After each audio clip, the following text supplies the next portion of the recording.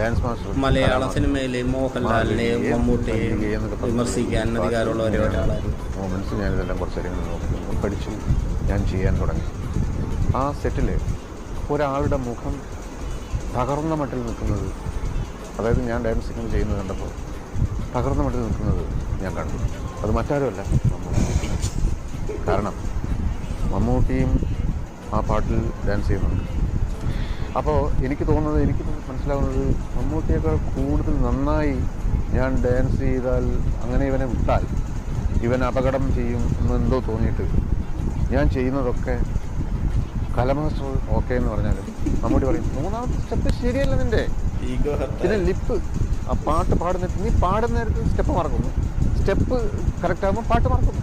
അവസാനം എനിക്ക് ഭ്രാന്ത് പിടിച്ചിട്ട് ഞാൻ പറഞ്ഞു ഗാലറിയിൽ ഇരുന്ന് കളി നിയന്ത്രിക്കാനും കളി പറ്റിയ അഭിപ്രായം പറയാൻ ആർക്കും പറ്റും, എന്നാൽ നിങ്ങൾ വന്നിട്ട് ചെയ്യുന്നത്. എനിക്ക് ദേഷ്യം വന്നു. പക്ഷേ